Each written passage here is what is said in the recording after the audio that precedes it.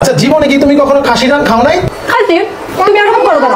এইভাবে খাসির রান খাচ্ছ কেন? আমি খাসির ডালা অর্ডার করছি, তো আমি খাসি খাবো না? আমি খাসির রান খাবো না? কুত্তার রান খাইতেছে নাকি খাসির রান খাইতেছে? যাই হোক, এই মহিলাটা এমন ভাবে রান খাইতেছে দেখে যেন মনে হইতাছে দ্বিতীয় বিশ্বযুদ্ধের পর এই মহিলাটা দুনিয়াতে প্রথম জন্মগ্রহণ করে উনি একাই রান খাইতেছে, দুনিয়াতে আর কেউ রানই খায়নি। আর এমন ভাবে রান খাইতেছে দেখে যেন মনে হইতাছে জঙ্গল থেকে জলহস্তি বের হয়ে এসে রানের ঠেঙে কামড় মারতেছে। আর রান খাইতেছে ভালো কথা, তাও আবার স্বামী বউ করতেছে ঝগড়াঝাটি। ওনার মুখ দিয়ে রান্না ঢুকিয়ে পাশা দিয়ে ঢুকানো উচিত।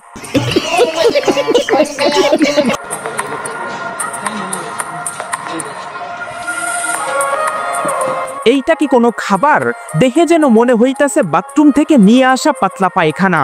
আর সেই পাতলা পায়খানা রাস্তাঘাটে বিক্রি করতেছে, আর এই পাতলা পায়খানা মানুষ মজা মেরে খাইতেছে। আর এই খাবারের নাম দিয়েছে স্ট্রিট ফুড।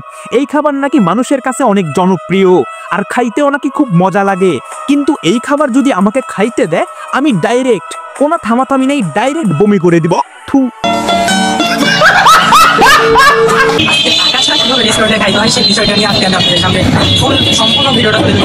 মানিব্যাগে অলরেডি মাত্র 10টা টাকা আছে। 10 টাকা নিয়ে এখন আমি রেস্টুরেন্টে ঢুকবো। দেখা যাক, দেখেন গোটা মানিব্যাগ ফাঁকা। এই ছেলেকে দেখে আপনি কি ভাবতেছেন অনেক গরিব বা ফকির? আমি বুকে হাত দিয়ে বলতে পারবো এরা গরিবও না ফকিরও না, এরা থার্ড ক্লাস মার্কা নিম্ন শ্রেণীর বস্তি থেকে উঠে আসা ফুড ব্লগার। এতে নাই কোনো সম্মান, নাই কোনো মেধা শক্তি। যে কোনো সময় আপনার রেস্টুরেন্টে গিয়ে আপনাকে বানিয়ে আপনার রেস্টুরেন্টের খাবার ফ্রিতে খেয়ে আসবে। এরা যদি আপনার রেস্টুরেন্টে যায়, মুখ দিয়ে খাবার ঢুকানোর বদলে পাশা দিয়ে খাবার ঢুকিয়ে দিবেন।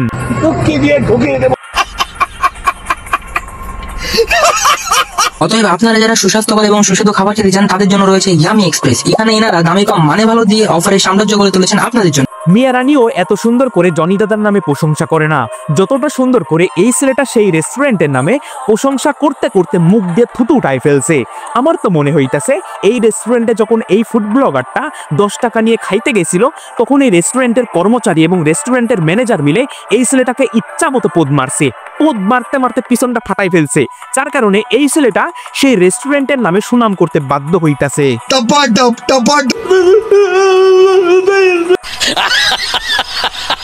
বুড়িগঙ্গার পাড়ে বসে দেখ, মাত্র 200 টাকায় প্লেটার খাইতেছি। 200 টাকায় 1 2 3 4 5 6 200 টাকায় 6 আইটেম প্লেটার খাইতে পারবি। তারপর এটা পিছনে দেখছিস এনভায়রনমেন্টটা দেখা।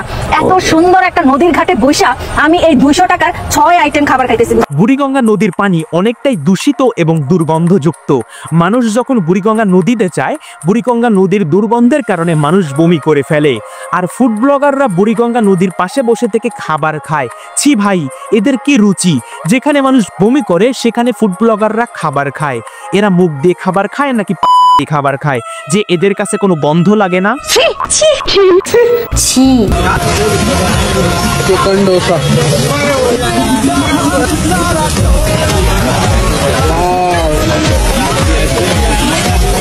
এই খাবার খাওয়ার পরে মানুষ যখন বাথরুমে যায় তখন খুবই মজা পায়।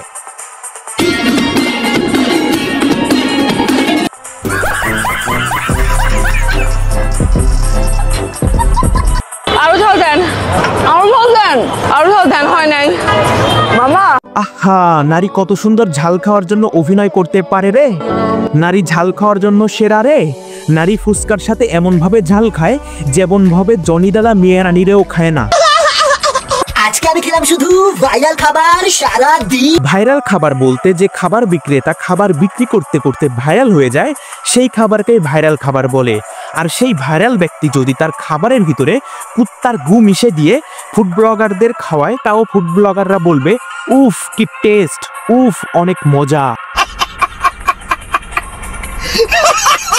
তো ভিডিওটা এই পর্যন্তই। ভালো লাগলে একটা লাইক করে দিও। সো গুড বাই, টাটা, আসসালামু আলাইকুম।